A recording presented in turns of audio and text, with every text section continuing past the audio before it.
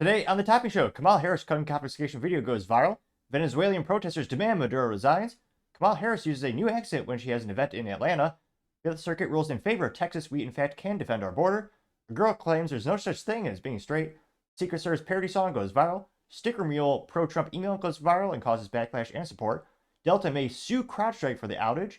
Starbucks sales drop for the second quarter in a row. Recaro seating manufacturer company files for bankruptcy. Ford unveils the updated Maverick. And Boars Head recall is expanded to include over 7 million pounds of meat. All of that and much more on The Topping Show.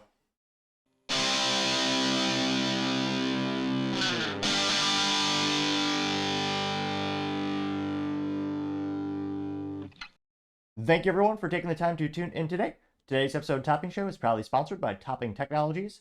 Topping Technologies is an IT value-added reseller and services company with a special proficiency in IT security. Heck, I see their founder at least twice a day. Gotta say he's quite handsome and brilliant. He's me, you see, that's the joke. If you're an IT leader or a business owner, you can reach out to the team at sales@toppingtechnologies.com. Also trying to get to 4,000 subscribers by the end of the month. So if you could click that button and tell your friends, I would greatly appreciate it. Now going over to the business part of the podcast, you have Delta may sue CrowdStrike, which caused the stock to drop 9.7% in a single day. Things are not looking great for CrowdStrike. Now, this is in light of one of the largest IT outages in basically history, and CrowdStrike is pretty much the best cybersecurity company, bar none. I mean, most people say that the industry is best. I'm a little biased. My IT company does resell, install, and optimize solutions, including CrowdStrike. And for many years, it's been the gold standard. It's been darn near perfect, stops a lot of malicious actors. Unfortunately, their botched update caused a lot of computers to brick themselves. And Fortune 500 companies are estimated to lose about, I believe, $5 billion. And Delta in particular, it looks like they lost between almost $500 million. So they're thinking they might sue. Granted, by the time this video is rendered and uploaded, the lawsuit might already be in, the ball might be rolling. But we shall see. Now, again, let's just see, what's the stock look like from CrowdStrike these days? And again, not financial advice. Shoot, if I was a financial genius, I would have bought their stock years ago. Because, again, historically speaking, they've been doing pretty darn good. Going to the good old CrowdStrike stock, I mean, currently trading for $229.75 per share. Overall, since IPO, which looks like they IPO for about $50, they're up 338%. Now, in the past 5 years, going to that rolling trend, up 186%. In the past year, they're actually still pretty darn good up. They're up, increased 63.25%. However, as we start to zoom in, that's where the concerns start to show themselves. Year to date, they're actually down 5.35%. Now, keep in mind, most of the competition, biggest, most well-known competitors, probably Sentinel-1, they're actually increased around 12% year to date. And now, granted, their price per share is around $22.80 per share. And, I'd say most people say this is the second best in terms of cybersecurity solutions. And again, they're a great product. I resell them, and I think Sentinel-1 is a great solution as well. So they've actually doing pretty good, capturing some of that market share and actually increasing their stock price. Now, in the past month, this is where the pain is really for CrowdStrike. It's down negative 40.3%, which, dear God, that is concerning. That is down. It's $158.05 per share, just evaporated from the valuation of the company. Looking at the last week, it was down about 15%. Going to the article by CNBC, it's just by Katie Bartlett, who's a writer over there, saying, quote, CrowdStrike shares drop 9.7% to lowest level of the year on report that Delta may seek damages.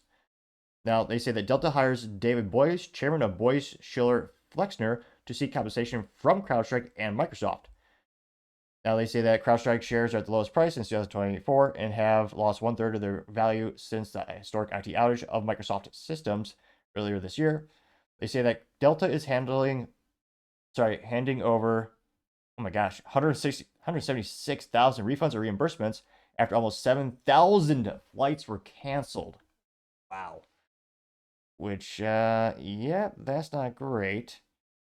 Now, again, it looks like they hired one of the well-known lawsuit companies or legal firms that has historically gone after larger companies for these types of similar situations. Now, again, they hired, this again is Boies Schiller Flexner. And yeah, it looks like in terms of the outage costing, oh geez Louise, Delta, They say that the outages cost the airline an estimated $350 million to $500 million, which, wow. And in terms of, again, the background of that legal entity, Boise is known for representing the U.S. government in its landmark antitrust lawsuit case against Microsoft and for helping win a decision that overturned California's ban of marriage? Really? So it looks like they do political and big business. Interesting. So it'll be interesting to see how that pans out. Now, in terms of the legal ramifications and the, I was just saying, the ripple effect of this, and that's the big if this lawsuit is submitted and if it's actually, it'll be interesting, is it going to be filed against CrowdStrike or the insurance companies? Or if this goes through, CrowdStrike is going to be, again, they're worth billions of dollars. It won't put them out of business in that single instance, but that would set the precedent for every other company to sue them. And if that happens, I think we might see a tech apocalypse. Because again, stuff happens in IT. People joke about, well, I joke, Microsoft M365, which is a cloud solution. I joke it's Microsoft M363 because they're usually down a couple of times per year. Nothing is perfect. And if you can sue, and again, every time there's an outage or an incident, you could sue them. And it's one of the instances where they do have the grounds in terms of they can show quantifiably this amount of money we lost out on during this outage. But also, that means everyone's going to start suing each other even more. And people think cybersecurity insurance is, they think that's expensive now. And granted, this is an outage, not a cybersecurity incident. But still, those insurance rates are going to go through the roof. And I can't but think, that would just destroy the industry. And now, granted, there very well might be terms and conditions in the CrowdStrike, when you buy the software. Truth be told, it's like an Apple iTunes agreement. It's about 159 million pages and only 18 people read it. But I would guess, if I would take an educated guess, that there is some clause or some caveat to cover them in these types of very unusual situations so that they're not liable for damages lost. But let me know in the comments. It doesn't look like things are getting better for CrowdStrike in the short term.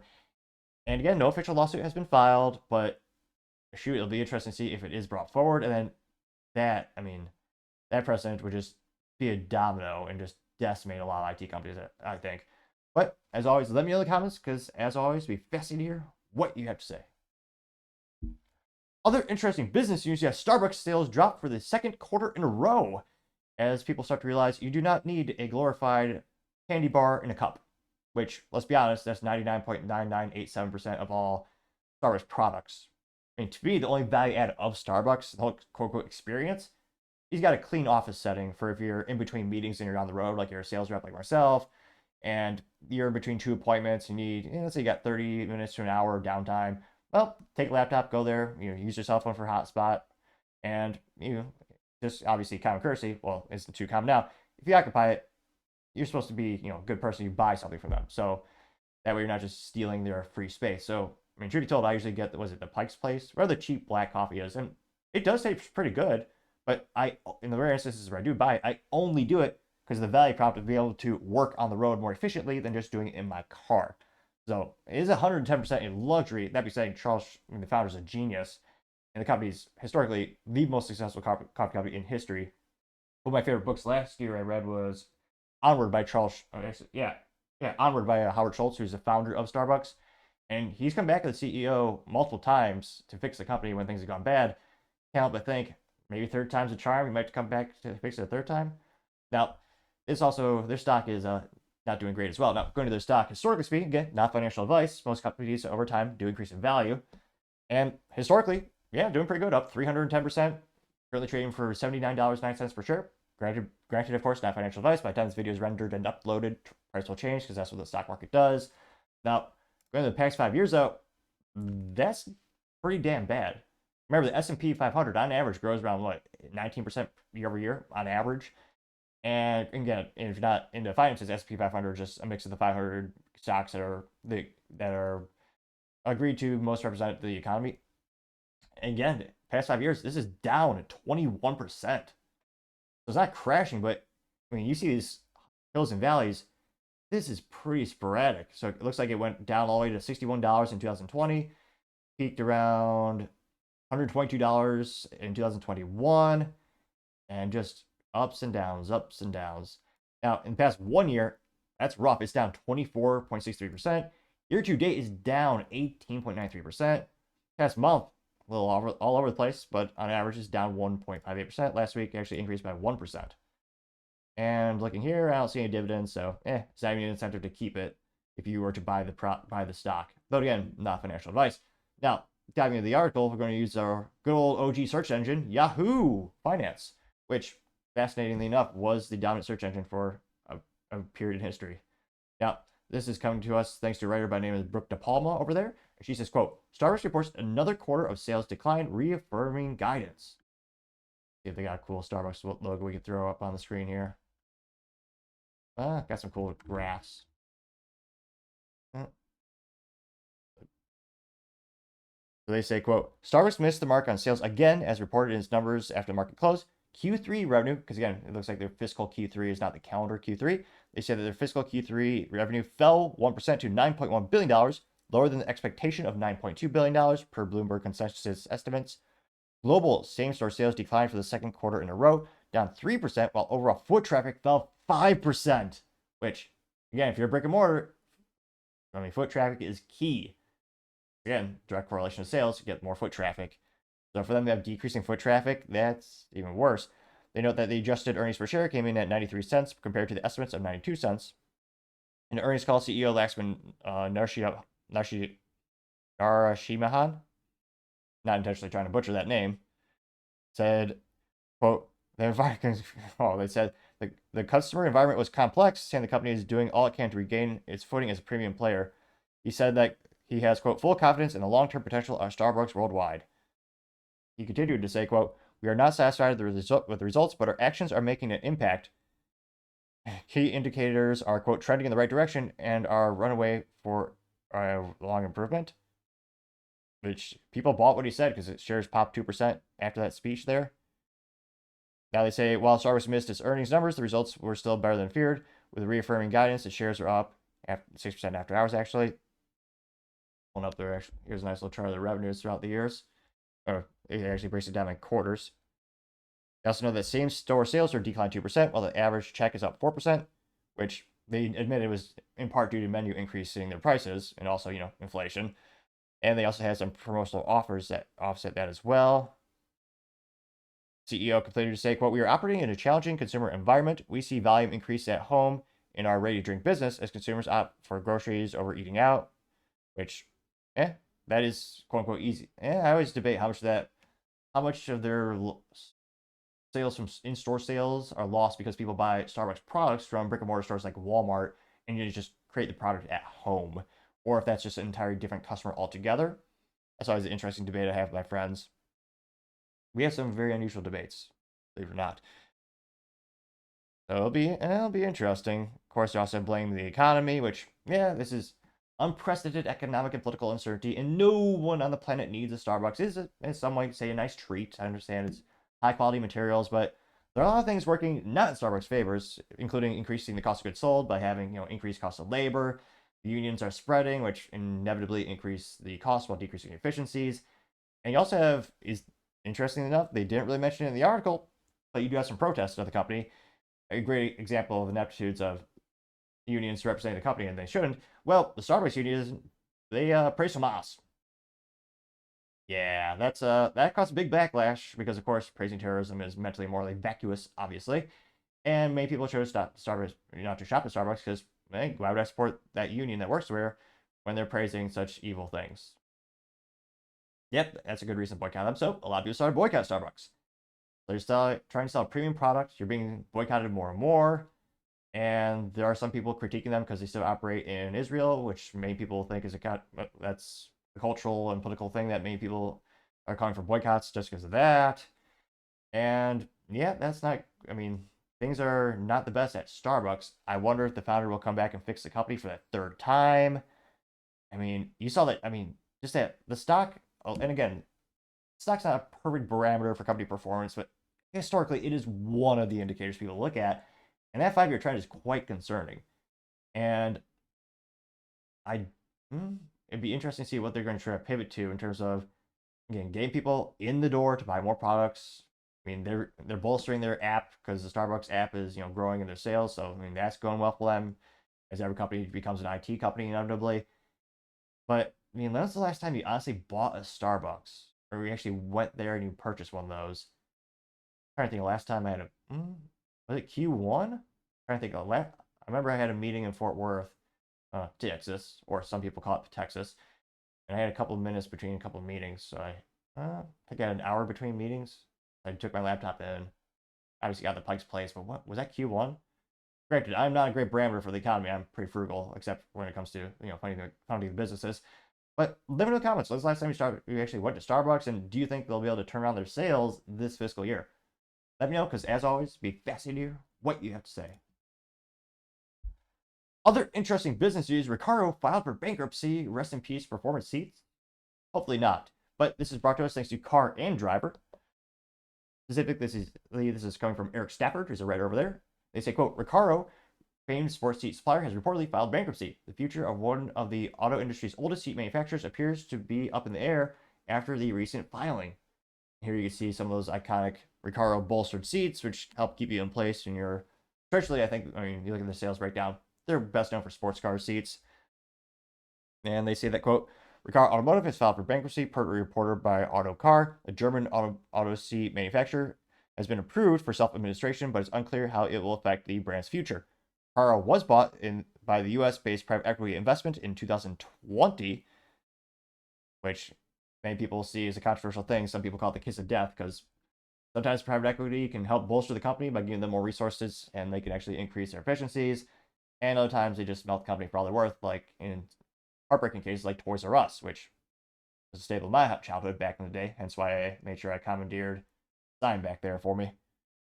And ADHD comment: if you have any old defunct business signs, let me know in the comments. It's been about maybe 8-9 years, still looking for a Circuit City sign for my collection. Now, they say that, quote, it's unclear how filings will affect Recaro, who provides sports seats for brands such as BMW, Ford, VW Group, and others. The seat manufacturer's employees are unaware of the bankruptcy, according to our car, which reported that the IG Metal trade union that represents 15 workers at Recaro's factory in Kirchheim Untertech, Germany. That may actually be somewhat close to the repronunciation. Maybe. They have demanded transparency from the supplier upper management. They say back in 2020, Recaro Automotive announced that it would be sold to the business known as Raven Acquisitions LLC, which was a privately owned investment corporation based in Detroit, Michigan. At the time, Recaro reported it had made approximately $150 million in revenue in 2019, and said that new ownership would allow the company to prioritize making seats, quote, with shorter and faster decision-making processes, allowing greater flexibility to better meet requirements for the market, unquote. Which is it sounds so politically correct. I almost thought some politicians said that because it was so bland and PC, so to say, in terms of a business statement. Now, I don't know how many people care about the history, but I'm a business nerd, so we'll dive into that for a New York minute here. Get some old pictures there. Say that Recaro's history dates back to 1906 when, quote-unquote, master saddler William Rutler began designing and building car bodies and interior components. In 1965, Recaro launched its first sports seat. Then in 1967, introduced the first road-legal full shell seat. Future innovations would include a seat with speakers in the headset in 1977, Recaro A8 sports seat with a plastic backside in 1989, and it would go on to make the first retrofit seat with universal side airbag in 2004, following a designing seat with a new lightweight composite shell in 2005. Which is pretty neat. I don't think a lot of people know the history of Recaro in that regard. And I'm not sure in terms of bankruptcy, did their expenses just increase too much and the profits just shrank, or it wasn't viable anymore? Are they using this as a mechanism to decrease some of their long-term costs and some of their old obligations? I mean, I haven't had the privilege of owning a vehicle with Recaro seats, but I've sat in a couple, and they always felt like an awesome experience. And someday I aspire to have some type of sporty car that would have them. But I mean, hopefully they don't go away. They're a well-known brand. I mean, the quality, as far as one of my friends who have them, have always loved it. But let me know in the comments. What's the last time, if you ever actually sat in Recaro's seat, did you like the experience, and would you ever want them in your vehicle? Let me know in the comments. As always, be fascinating to hear what you have to say. Other interesting business news: the Ford Maverick 2025 edition is revealed, but the price is going up quite a bit, going from $20,000 to $27,000, with some reports saying it is closer to $26,000. Now, even when taking into account the terrible inflation caused by the ineptitudes of the U.S. government on the left and the right, doing a little math here, it debuted around $20,000 in 2020 before dealer markup. And if you do the little inflation calculator, where you see how the government steals from us, it actually goes up to about $22,349.44 in terms of dollar value today, which is horrifying to think of how Americans getting screwed with their long-term savings. But I partially digress. It's an instance where they're increasing the price well above the cost of inflation because they see how much dealers are, what's a nice way of saying screwing people over, even the market adjustment, which was it? Remember my local Honda dealer, when the Type R came, even last year, they had a $15,000 line item on the window sticker saying market adjustment. Pretty sure that was still collecting dust when I got my oil changed a couple weeks ago. But nevertheless, Ford saw how much these dealerships are charging and how much people love these vehicles, and they decided to increase the cost because they wanted to leave that money on the table when the dealerships were all making it. Now, this is brought to us thanks to Nico, who's a writer over at The Drive. They say, quote, 2025 Ford Maverick fixes every issue you probably had with it for $27,890. False, because one of the biggest problems is that it only has 2 pedals, also known as an automatic transmission, also known as dying inside, also known as boring. As we all know, the best cars on the planet always have 3 pedals, also known as a stick shift and a manual transmission. Unfortunately, we do not have a fun truck with a manual transmission from Ford. Another friendly reminder, I don't know, I should probably ask Toyota if they want to sponsor me one of these days and talk so many good things about them. The only stick shift truck you can buy in North America is still the Toyota Tacoma, which does come in a fun green color. Now, going to the actual article, I actually see, I'm a little biased, I love my little green Honda, and yeah, I think that Ford Maverick, was that like a gunmetal, or not gunmetal, it's like a evergreen with a little silver, a little silver thrown in there, little green truck, I like that. Now, they say that, quote, Ford has never had a problem selling the Maverick. In fact, it had a problem keeping up with demand. Customers love the blue oval's smallest pickup, and the order books haven't slowed down much since its launch in 2022. Ford updated it, let's see here, in 2025 anyway, taking customer advice to heart to make the already beloved truck even better, starting at $27,890 out the door. Visually, the 2025 Ford Maverick isn't much different from the model it replaces, but its updates are significant enough to make customers want to trade in their leases early. I don't know about that, but nevertheless, they say, quote, the new angular headlights to replace the old block-shaped ones, the redesigned grille. Oh, of course, they'll have a new screen the size 19, what is it? I don't know. Have a new LCD screen, hell, 19-inch wheel options. Look all these pictures up. Oh, epic fail to drive. You can't make these pictures larger. A little disappointing. But you can see some more interesting angles of it. Yeah. Front looks kind of cool. Now they say, quote, many customers will feel heard when they see the new interior improvements. The biggest change is the infotainment system. Jeez. It'll now have a relatively massive 13.2-inch display, which Ford claims is the largest in its class.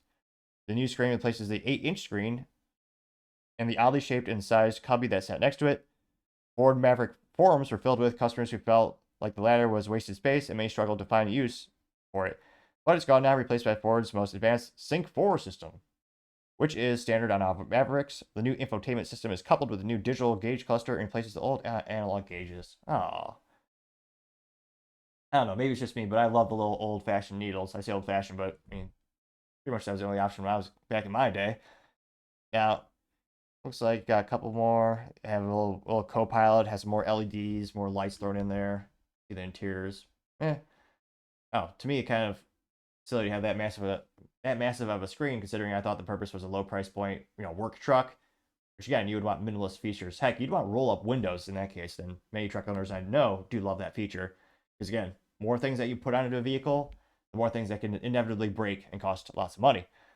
They say that, quote, however, the biggest customer request, in addition to the all-wheel drive for the hybrid Maverick, one of the current Maverick's biggest selling point is a 2.5-liter hybrid powertrain, 42 miles per gallon in the city, but it's always been limited to front-wheel drive only. Now customers can spec out the Maverick hybrid with all-wheel drive and still get 40 miles per gallon city. Additionally, the hybrid is now available with the 4K towing package, which bumps its max trailer capacity up to 4,000 pounds thanks to the CVT.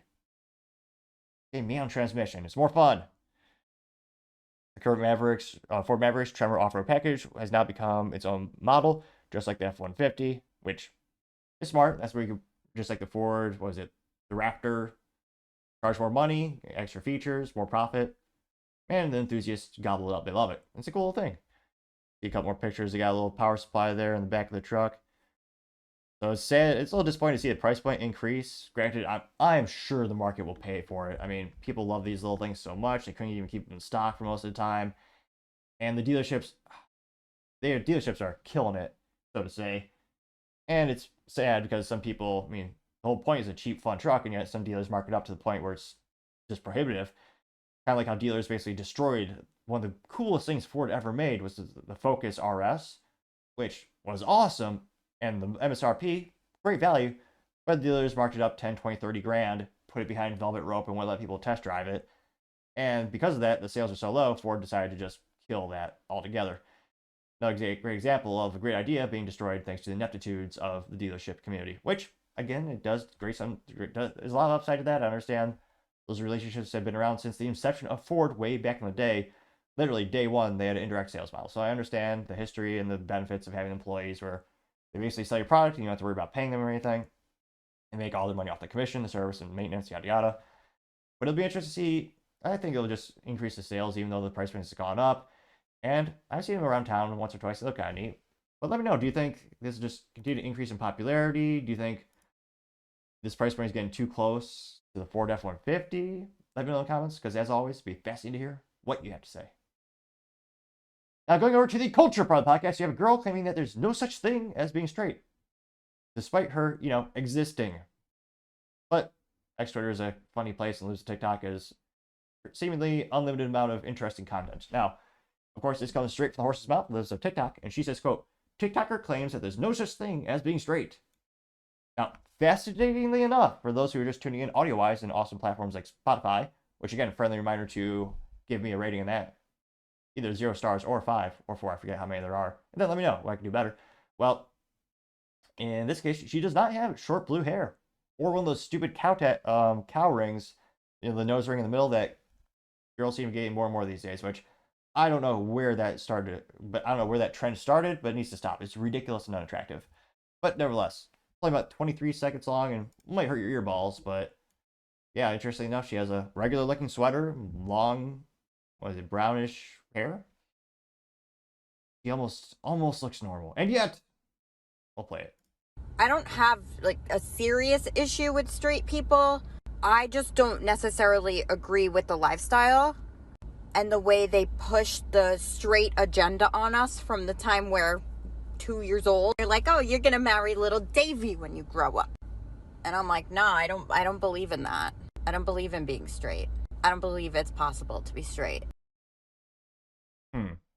Mentally vacuous? Yes. Bizarre? Yes. That's hilarious. I've never heard in my life the straight agenda. And truth be told, if you go to public schools these days, you probably don't even hear about that in health class. Now, it didn't go as viral as I thought. I got about 300,000 views and 1.8 thousand likes when I first posted. And yeah, mentally vacuous, of course, and bizarre, but it is, of course, coming from the TikTok. Now, some of the top comments coming from Gunther Eagleman saying, quote, the mental illness is real, getting 260 likes. You also have Paul Zupa saying, just wait, those two claim that there's no such thing as anything, getting 76 likes. That's a great meme. You have, the one of Bran saying hardest cope ever, and it's her saying, I don't believe it's possible to be straight. I don't agree with the lifestyle.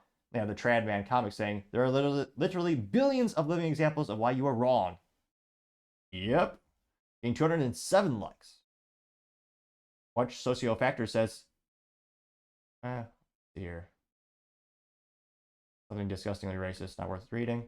So we'll skip to Thick-Shelled Egg, saying haters are going to hate. And it's a man and a wife getting married, says celebrate straight pride. It's natural and has worked for thousands of years. And you can make babies, getting 32 likes. Scrolling down more and more.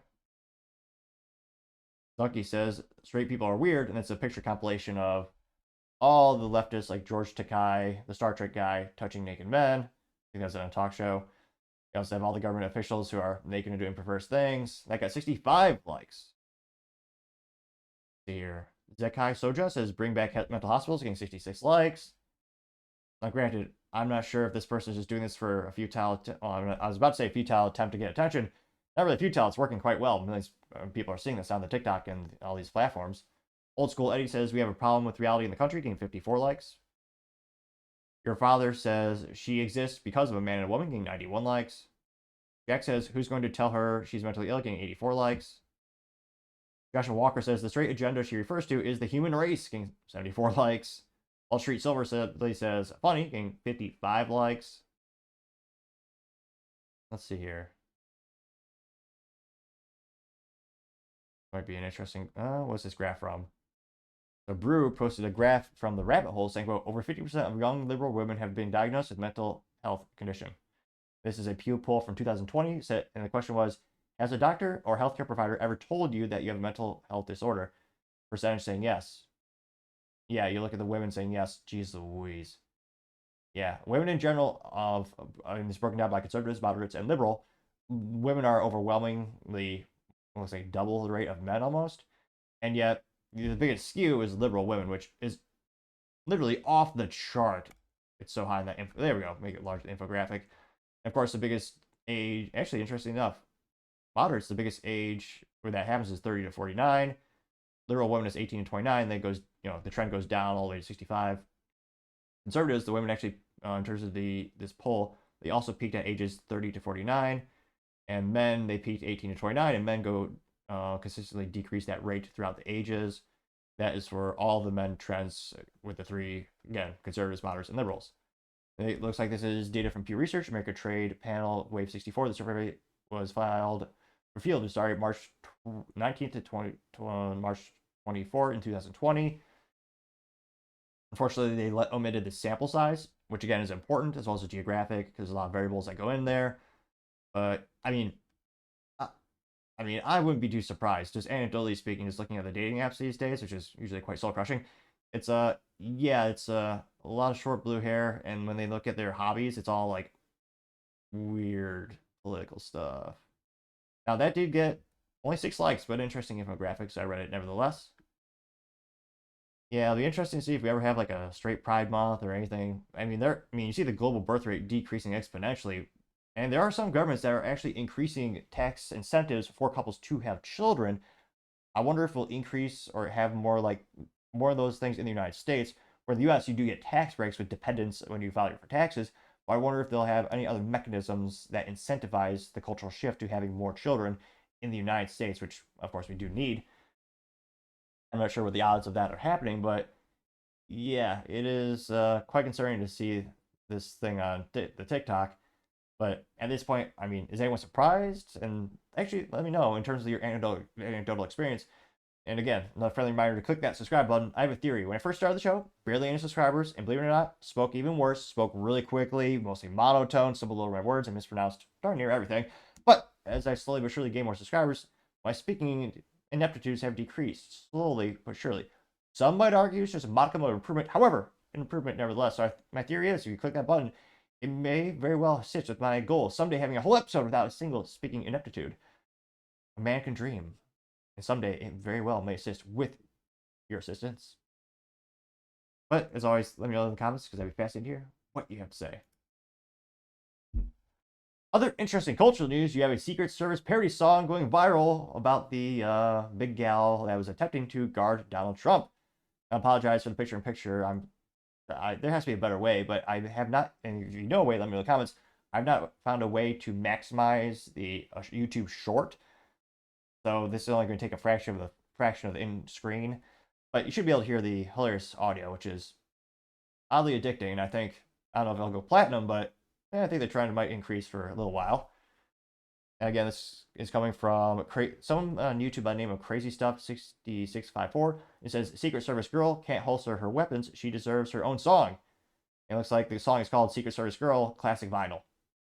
And for those tuning in, you'll miss seeing her vast ineptitudes and not being able to holster a weapon or do any of her job.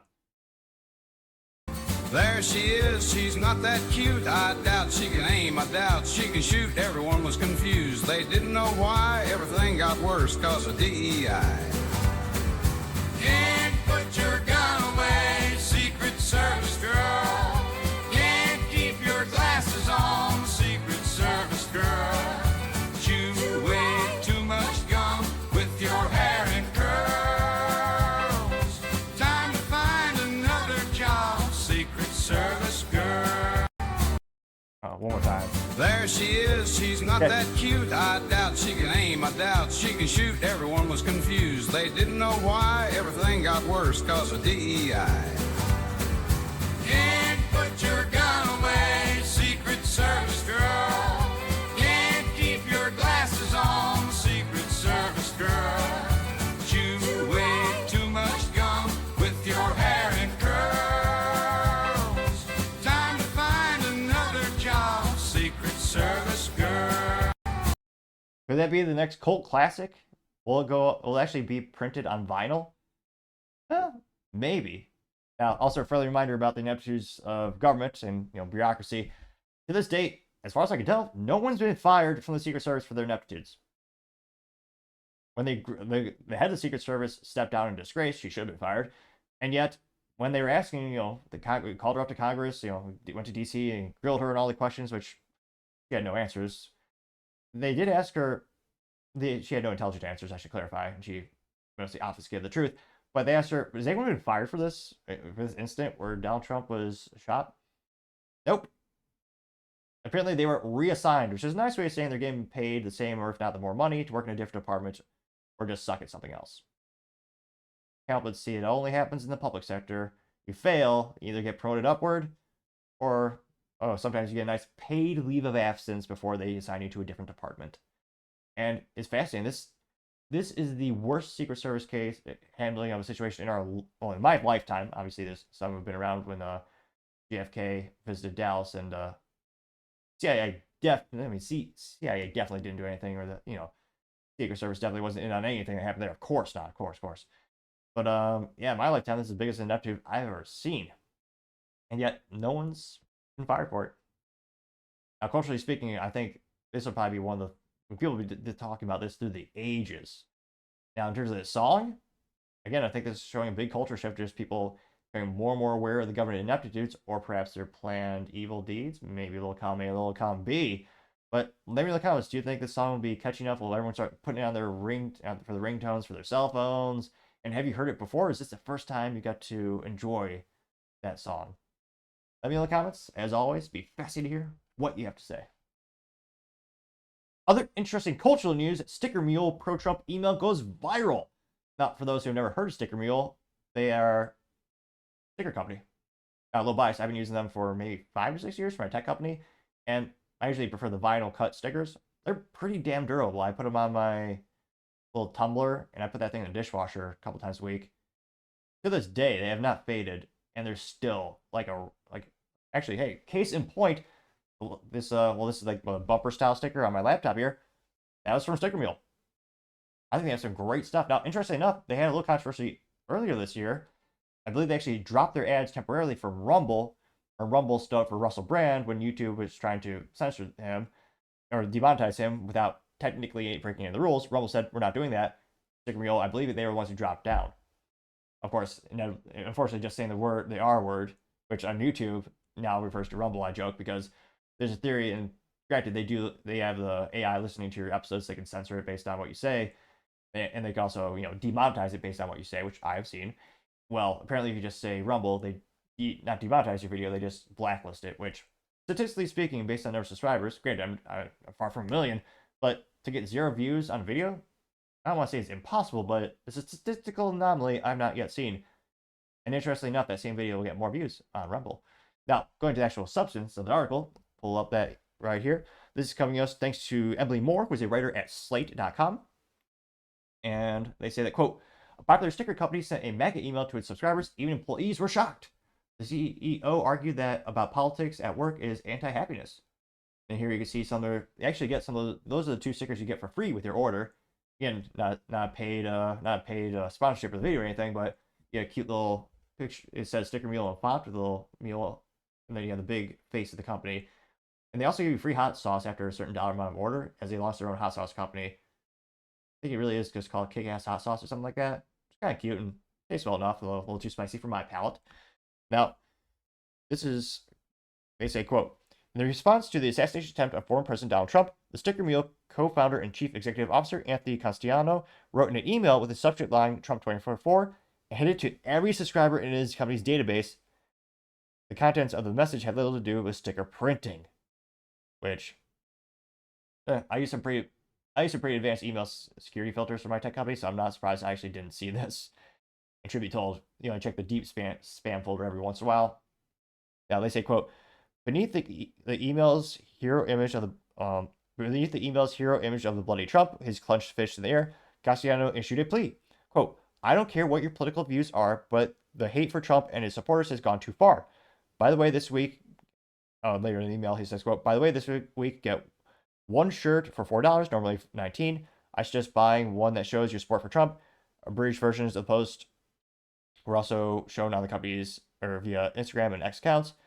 In a statement, Castellano also wrote that he consulted both, quote, Trump supporting and Democrat advisors. Almost all tech companies other than Sticker Mule are run by Democrat CEOs that create hostile environments for the Trump supporters. Unquote. Fact check, true. They also censor, like you just go to Google and say assassination attempt OT, doesn't show Trump. This is Truman. They completely censored that. Facebook, they actually did admit their I was about to say their mistake, their malice. They actually censored they had the video, the iconic picture of Trump. They said it's false information and hid it. If you try to post it, they'd hide it. They later admitted it and they allowed it to be shared after they called out.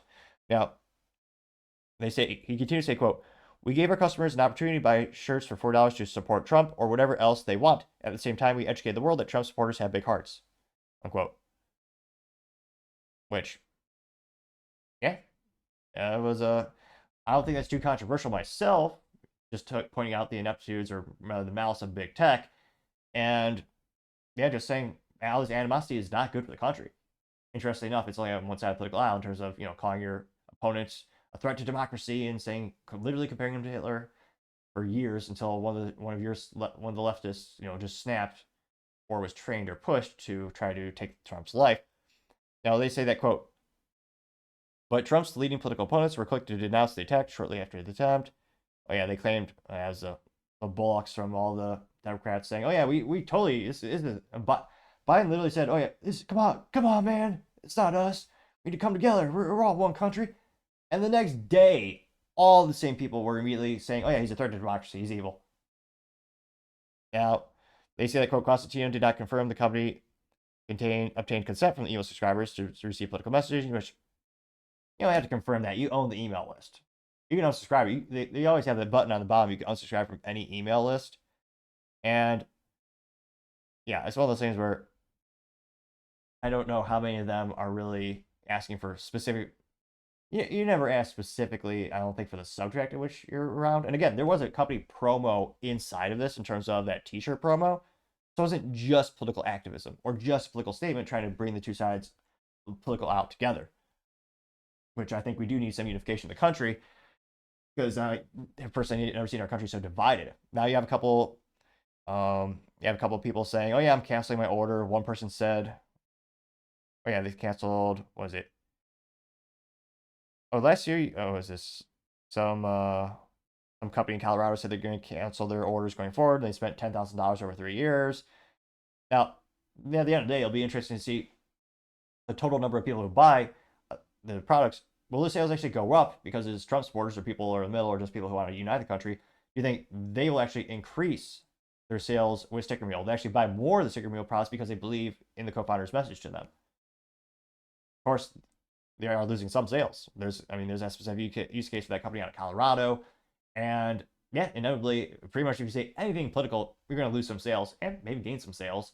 As the United States has become so politically divided, it's unfortunate. I think more Americans are replacing religion and sports balls with politics as they find something to cheer for. And yeah, it was very shocking to see this from Sticker Mule because, again, historically speaking, I always thought they were more left-leaning, if any political affiliation, based on their previous actions and marketing campaigns. So I was actually pretty shocked that they came out with this statement. But I guess in terms of my 3 cents, in terms of my tech company and my companies that buy stickers from Sticker Mule, the quality is still superior to the competition. I've never had a single issue with my orders getting arrived on time, or once they arrive, they're darn near perfect. Perfectly, I'm still going to use the company, if not order some more products. But let me know in the comments. Do you think at the end of the day, the sales were increased or decreased? And are you a fan of the company? Have you used them yourself? Because let me know in the comments. As always, it'd be fascinating to hear what you have to say. Now, going over to the political part podcast, you have Kamala Harris gun confiscation going viral yet again. Now, this is brought to us thanks to the good old X Twitter. Specifically, this is from RNC Research, which, interestingly enough, does some research. Republicans are slowly but surely becoming less inept, perhaps. I mean, I would think the last time they used technology was a VHS tape. I only partially kid, as Democrats are much infinitely better at utilizing technology mechanisms to raise campaign funds and get people elected. But nevertheless, going to the actual good old tweet, they say, quote, flashback, Kamala Harris says mandatory gun confiscation is a great idea and that she'll do it by executive action within her first 100 days.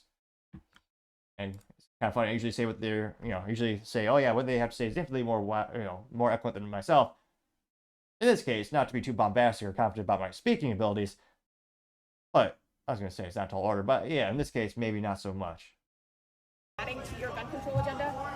Yeah, I think it's a great idea, but I mean, listen, I don't think we lack for great ideas. As I've said many times, we've been having great ideas for decades. The problem is that Congress has not had the courage to act. And that is why, from the beginning, I have said, my agenda includes attempting to get Congress to act, but if they don't within the first 100 days of my administration, I'm going to take executive action. Because what we need is action. Mentally vacuous and evil. And also unconstitutional, though granted that they don't really care about that anymore. A friendly reminder, thank God to the Supreme Court, they have ruled you cannot ban guns that are in common use, which, when it comes to controversy, the gun control of the United States, one of the biggest controversies is carry black rifles, which I think all rifles are great, regardless of design, make, or manufacturer, or color. But they're talking about the AR-15, which, hilariously, is technically, if you buy an old enough one, it's considered an antique, ironically manufactured and engineered and patented in California by good old the genius Eugene Stoner at Arborlight. And it's been used, it's one of the most successful firearm designs in history. Now, in terms of banning a gun in common usage, over 50% of all new rifles sold in the United States are of the AR-15 pattern style variant. Partially because the patent is long expired, so anyone with the proper federal licensing can manufacture them for sale. Or, if your state allows, on a federal level, you can manufacture your own firearm for your own personal ownership. You cannot sell it because then you become a manufacturer. Special licensing needed for that. Though I don't think you should need it as libertarian, most of my opinions like that. But nevertheless, it's an issue where even if she were to the executive order saying we're going to ban this rifle, we're going to force mandatory gun buybacks, which is de facto confiscation. Because again, if you do not comply, your life will be prematurely ended or you'll be in jail. It's a confiscation. It's what the British tried to do. And yeah, it just won't. It won't happen. Maybe this is like the abortion issue, where she is raising millions of dollars fooling mentally vacuous Americans who do not realize that, again, the Supreme Court said after we're going to overturn this, Roe vs. Wade, it is back to the state level. Yet she's saying, oh yeah, with the executive order, we can make abortion legal everywhere. No, if you want to make change on that specific topic, go on a state level, either propose a bill or talk to your legislators and get a vote going. It won't happen on a federal level again. Now, unless they pack the Supreme Court, which they also have said they might do that now. Now, again, in terms of gun confiscation, that's not going to fly for a lot of Americans, especially one of the few silver linings of the pandemic when you had district attorneys order the police to, oh yeah, just stand there and do nothing. Famously, what was it? Was it Baltimore or Oregon? Or someplace where they literally said, oh yeah, just let them tire themselves out. And I believe Chicago with the former Beetlejuice, Lori Lightfoot, he literally said, oh yeah, instead of having the mob go to the financial district, police, reroute them to go to the homes where people live. Go to that area of the community. And people soon realized the police were not helping them, and they needed to defend themselves.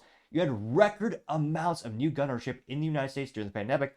Anecdotally speaking, one firearm store owner that I spoke to, he said that for the first time in 10 years, the first Saturday after the pandemic hit, well, there's a line out the store of more than 35 people, over half of which were first-time gun owners, many of them buying the famous product known as the AR-15, which is manufactured or created by hundreds of manufacturers in the United States, and is one of the most reliable piece of engineering bar none, though perhaps, of course, only second to Mikhail Kalashnikov's the AK-47. Another debate for another time, perhaps.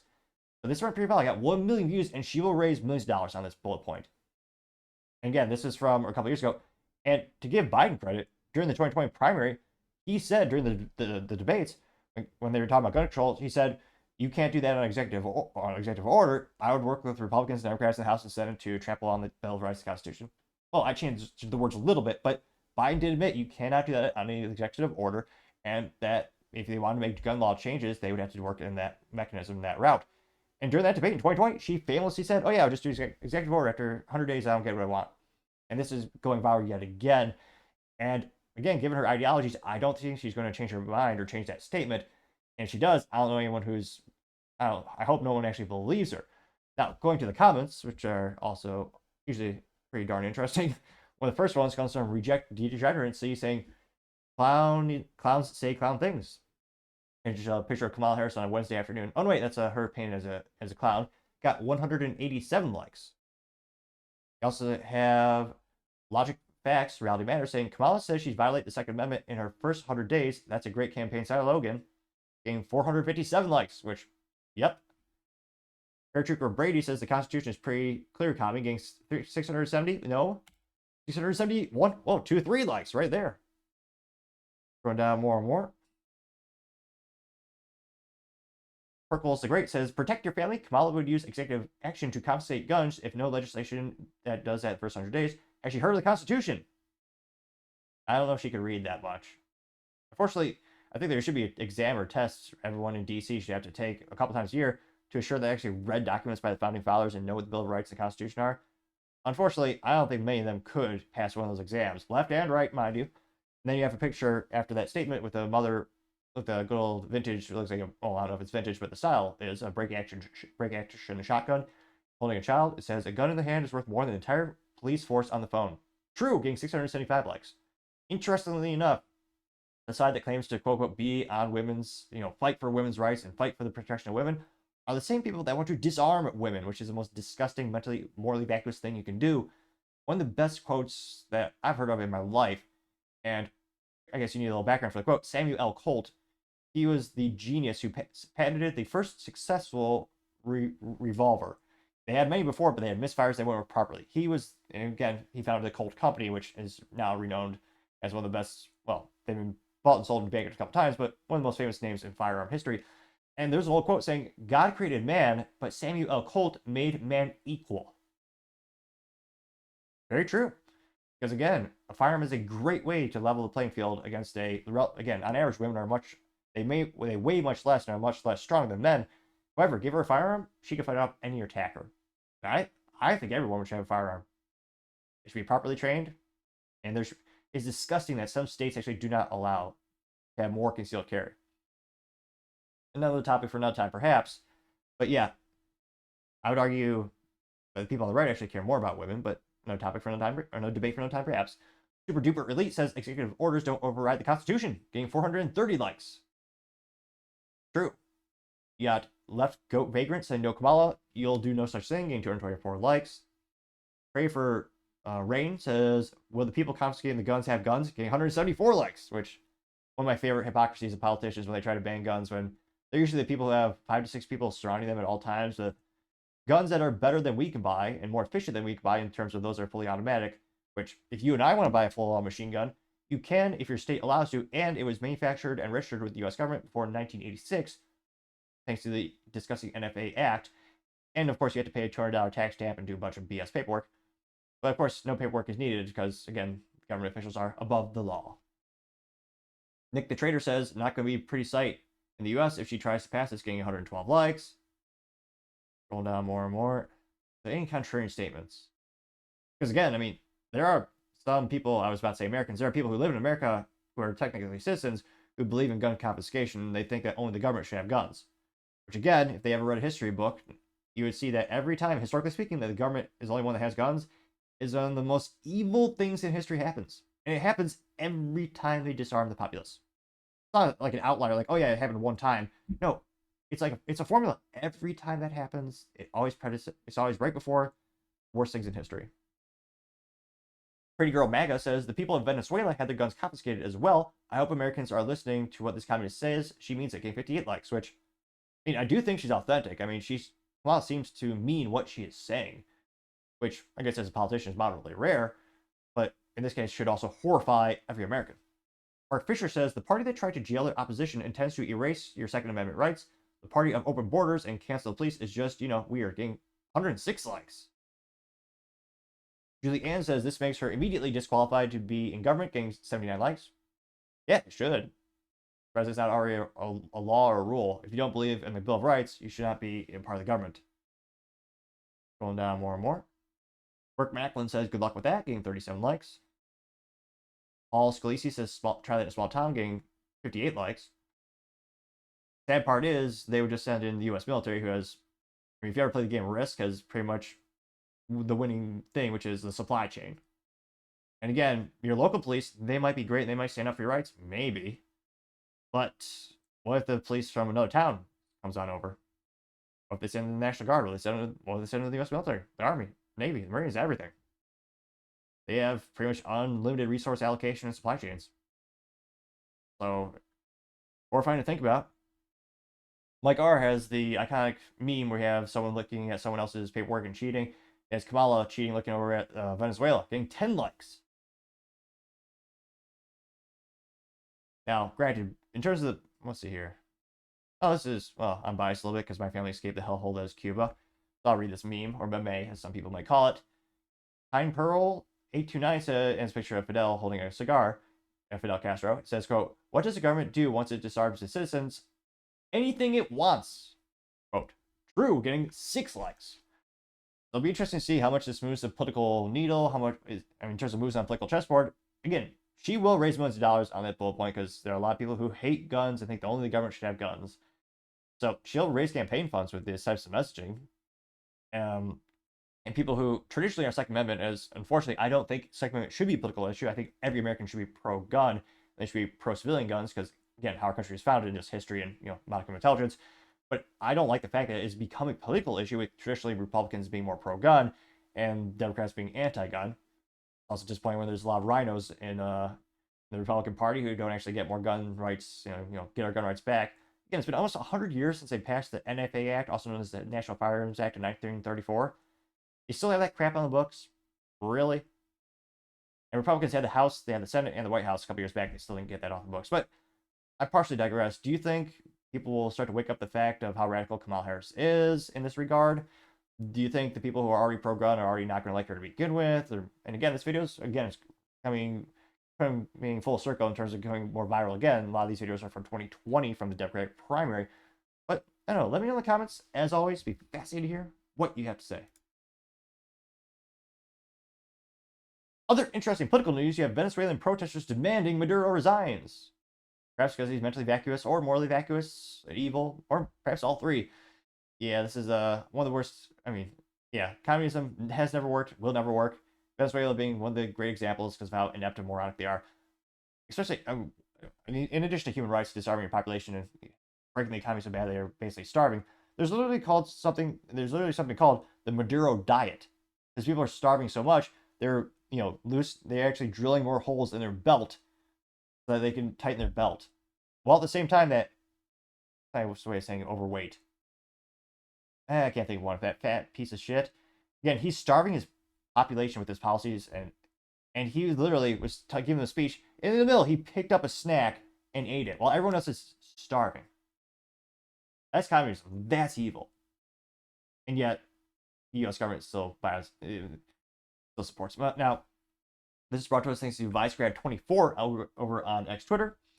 And they say, quote, the streets of Caracas are packed to the brim with protesters out to support the opposition leader, Mario Cordero Machado, during her first major speech since the election. And it's only about 30 seconds long, but we'll go ahead and... Now that's a huge crowd.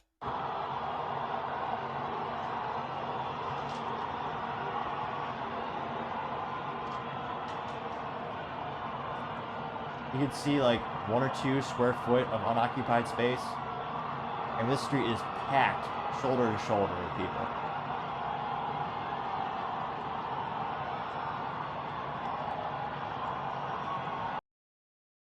And it went pretty viral. It got 4.4 million views. Those are 71,000 likes. The first comment is coming from Gunther Eagleman saying, quote, is it go time, getting 399 likes. VizGrad24 responds saying, yes, down with communism, getting 205 likes. Another great example of the ineptitudes of communism as well as Maduro. they thought it'd be a good idea to boost their economy by forcing employment. So one great example is that Tim Pool actually references on his show that I like, Tim Gas IRL. They talk about like the process of buying a cell phone. Again, the United States is you want to be efficient and profitable. You go in the store, you usually have 1 or 2 employees, you do all the paperwork. In Venezuela, you have like a whole supply chain of useless, redundant employees. So you go to the store, you sign up, another employee from another part of the building, they're the only ones allowed to actually handle the physical transportation of your phone from the storage room to you. You have another one to do the contract, and a third one to unwrap it. Like, it's so ridiculous. They think it's working, and obviously it doesn't. Now, scrolling down to other comments, you also have here. Recall Katie Hobbs saying, when are we tearing down the statue of the socialist dictator Barack Hussein Obama? And it looks like a bronze statue of Obama got 536 likes. Which, interestingly enough, in the United States, you only tear down statues if they're the founding fathers, which is quite morally vacuous and disgusting. But when you look at what statues are being torn down in the U.S., those are usually the ones. Let's see here. A contrarian statement. You do have Jackson Wilkie. Jackson Wilkie claims fake news. This video is from 2017. Stop lying about Venezuela. Scrolling down more. We'll see if that's true. That again, that got actually got 5.6 thousand likes. Let's see. Scrolling down, you also have someone responding saying, I can promise you that even more people want Maduro out now than 2017. Got 59 likes. That looks like a different picture with an even more packed rally. Mike Bouchard says looks like a 2019 vehicle there, getting 17 likes. Let's see here. We also have the readers add context. So Dr. Reyes responded with a comment saying Garbo, and Jackson Hickey said fake news, and the readers add context says this is not fake news. This is recorded July 30th. You can see in the car where Maria Coriano Machado and Edward Gonzalez speaking figure did not exist in 2017. That got 9 likes. A couple of contrarian statements. Going back to the main comments here. Somebody named Paul Hookham says that the revolution won't be televised, it will be streamed. Which is a very bizarre thing about modern society, how much access to information and data we have, where you can see all these interactions. And it's also horrifying and fascinating.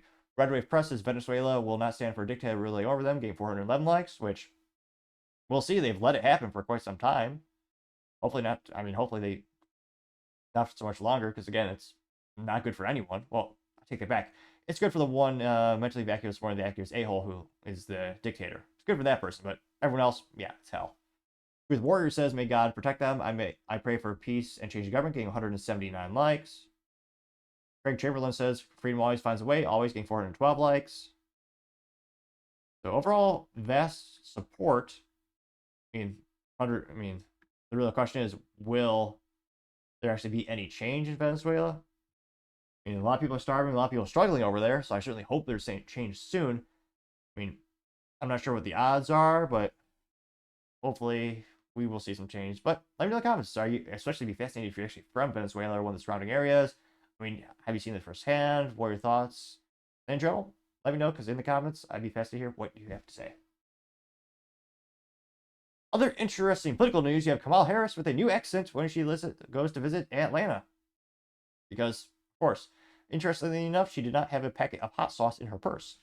Now, this comes to us thanks to End Wokeness on X Twitter, in which they say, quote, Kamala unveils a new accent in Atlanta. This is thanks to, what is this? CNN says Harris holds first Georgia rally as presumptive Democrat nominee. And thankfully, it's only about 14 seconds long, so that won't be too painful for your earballs, but go ahead, I'll play it really quick. And you all helped us win in 2020, and we're going to do it again in 2024. Yes, we will. Yes, we will. So let's get right. We'll do that one more time. And you all helped us win in 2020, and we're going to do it again in 2024. Yes, we will. Yes, we will. Kind of funny, look at this, some awkward people in the background. One of them I thought was a Muppet for a second there, like almost like an animatronic. And this one, it's funny. There's this one random white guy. He did suit up, as all good men do, but he just looks so awkward, like his smile. That's coming from me, so that says something. But yeah, Interesting, interesting how their accents. And again, Hillary Clinton was also famous for changing her accent and pandering to people depending on where she was located geographically. Though I should say, for the record, Hillary Clinton is totally not corrupt, morally inept, or mentally inept, or probably doesn't have a disproportionate amount of people who around her committed suicide. I think 27 or so. She's absolutely an honorable and totally beautiful woman. Just saying that for the record. Also, incidentally, plan to live a long, fruitful life and do not plan to end prematurely. Just coincidentally, just throwing that out there. Now, going to the comments, it went pretty viral. Got 2.9 million views and 37,000 likes. One of the first comments comes from Liberty Pill Means saying Kamala's new supporter.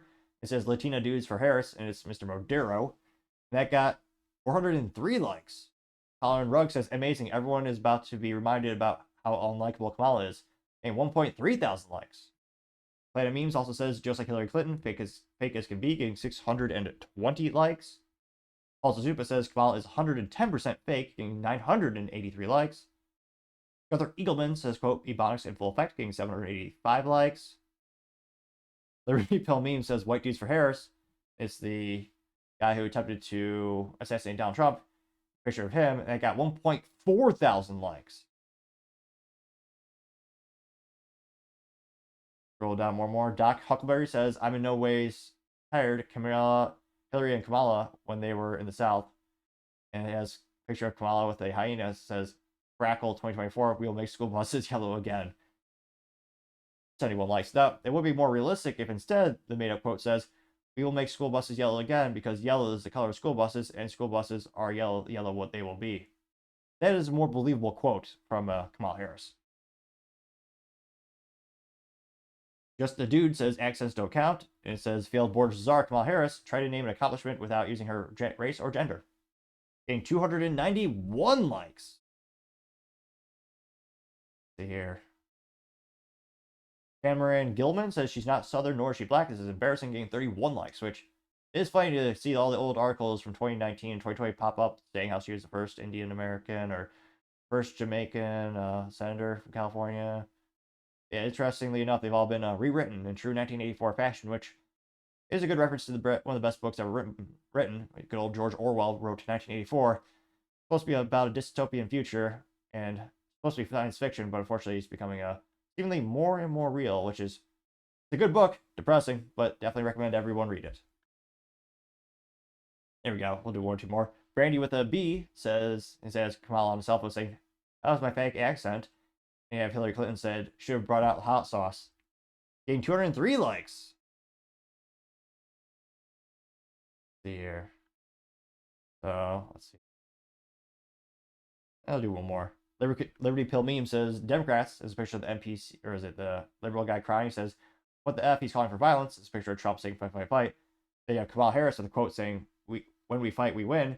And the little NPC liberal dude says, holy shit, Slay Queen, 188 likes. Which, yep, double standards, of course, as always.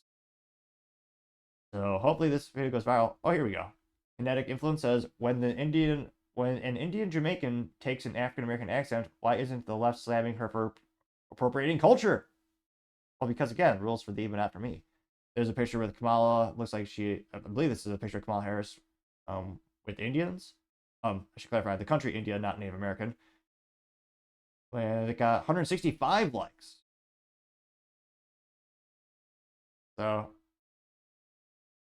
went pretty viral. It'll be interesting to see how many people realize this accent. And again, politicians have been doing this for decades. It's not too surprising that she did it as well.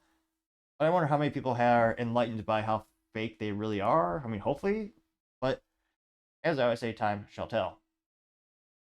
Other interesting political news, you have the Fifth Circuit Court rules in favor of Texas. We can, in fact, defend our border. Now, this also comes to us thanks to End Wokeness on X Twitter, in which they say, quote, breaking Fifth Circuit rules in favor of Texas, or Texas, as we pronounce it, allowing them to install border barriers in the Rio Grande River. Biden-Harris sued and removed it, which, yeah, remember, I mean, they called her the border czar, and now she's saying that wasn't her job. And they're saying, oh yeah, there's no issue with the border. And yet the federal government was trying to weaken the southern border in Texas by limiting how Texas can defend our border. Interesting. It's almost as if they want an open border. Now, it looks like this is only about a little 20-second clip here. Go ahead and expand that. Got a picture of a good old, yeah, it was a good old Humvee right there.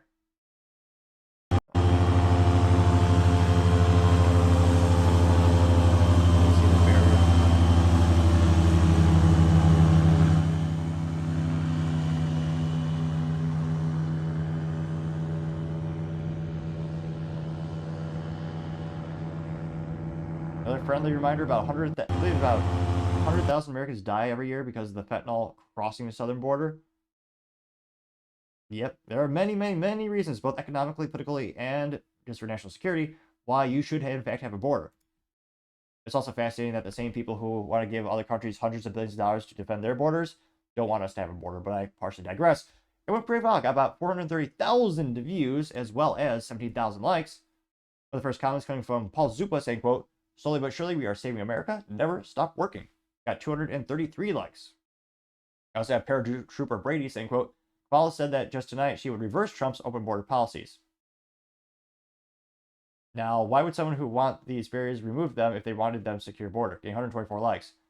Oh, I would love, that would be a hilarious debate. Or like someone saying that Trump had an open border policy? That, I mean, just statistically speaking, that's also, I mean, it's hilarious. Also, statistically speaking, yeah, the antithesis. Just look at the rates of illegal immigration throughout the different, presidential durations. Is at all-time low with Trump. It wasn't zero, should be, but yeah, it was at all-time low with Trump. Now, you also have Brano saying the entire administration was a sham.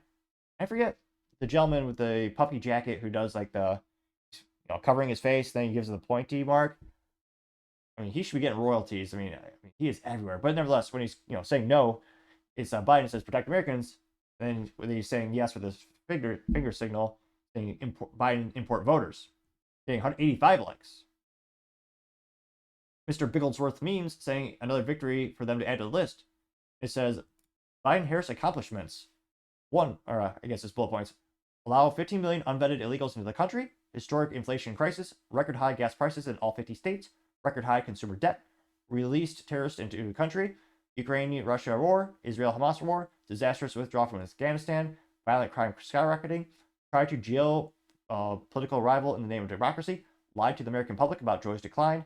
Declared war on American energy. Record low test scores for K-12 students. Most unpopular president and VP in history, getting 41 likes. The bullet points are adding up. Proud Patriot says this regime will be toppled soon. They are actually trying to destroy this nation, with Kamala Border Star getting 38 likes. Let's see here. Rhea Isabel says, I wonder why Biden-Harris sued to have that border removed. Is Bart Simpson with Biden's face on it at the school instead of writing on the chalkboard, he's writing one illegal immigrant equals one vote. That got 34 likes. Joshua Walker says, if people didn't want to get hurt by the cross, then they go to a port of entry. It's that simple. Getting 95 likes. Red Wave Press says, but Kamala's ad told me she was strong on the border. All that. We'll have to critique that ad another time because that's got to be comical.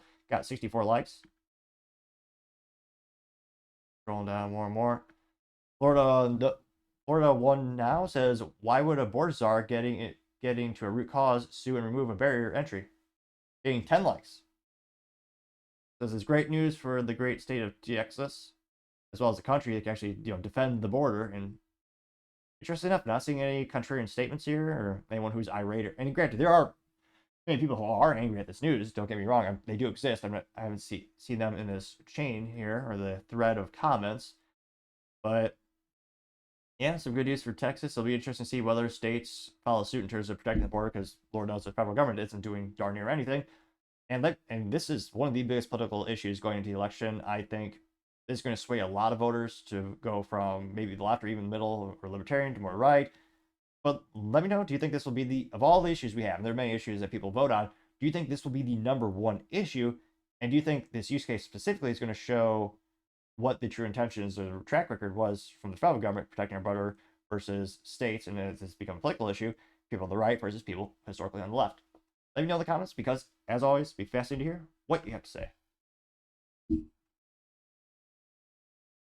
Now, going over to the business blunder of the day, you have Boars Head. Well, the recall is expanding to now include 7 million pounds of deli meat, which is not good at all. Now, this comes with thanks to NBC. They say, quote, Boars Head recall expands to include 7 million pounds of deli meat over listeria concerns. They also know that 34 people have gotten sick across 13 states in the outbreak. Unfortunately, there's a visual appeal. They don't have a single cool picture of the product. So unfortunately, I just have to look at me. Now, dive back into the specific article. They say that, quote, a recall of Boars Head products has expanded to include a whopping 7 million additional pounds of deli and poultry items in the deadly multi-state break of listeria infections. They also note that the facility, it includes 2 deaths. The fatalities were patients in Illinois as well as New Jersey. Last week, they recalled about 207,000 pounds of deli meat. They say that the expansion includes 71 products, including meat intended for slicing at delis and some packaging meat and poultry products produced from May 10th to July 29th under the Boar's Head and Old Country brand names. They note that the products have sell-by dates ranging from July 29th to October 17th this year and were distributed to retail locations nationwide and in some Cayman Islands, Dominican Republic, Mexico, and Panama. Now, Boar's Head said in a statement on its website that it initiated the recall after a liverwurst sample was collected by Maryland Department of Health and tested positive for listeria. Now, in a statement, they also said, quote, we have decided to pause ready-to-eat operations at this facility until further notice. A company that prioritizes safety and quality, we believe it is the right thing to do. No words can fully express our sympathies to the sincere and deep hurt we feel for the families and those who have suffered losses and endured illnesses, unquote.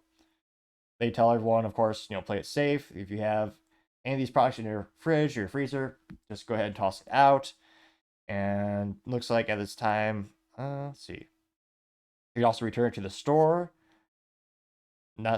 Which I'm guessing they're going to work with them to get a refund for. Like, granted, I'm not sure how much someone's time is worth in terms of actually going to the store to return a product.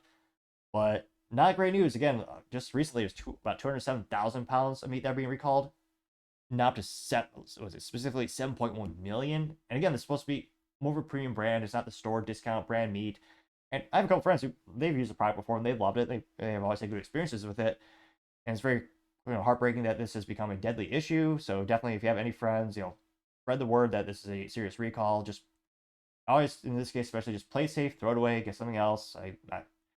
Not worth it. So hopefully this news spreads far and wide and no one else is suffering from the negative side effects of it. But yeah, having a premium brand that has yet another recall that's expanded exponentially from, again, about 207,000 pounds to now 7.1 million. I gotta say, Boars Head, that is certainly the business blunder of the day. Thank you, everyone, for taking the time to tune in today. Again, trying to get to 4,000 subscribers by the end of the month. So if you could click that button, I would greatly appreciate it. Also, giving me a thumbs up or thumbs down or comment is a great way to give me some additional feedback, letting me know how I can make the show better and better. Lastly, don't forget to take the time to tell your family, tell your friends, tell your coworkers, heck, tell your enemies, tell anyone and everyone. Just stay safe, fight the good fight.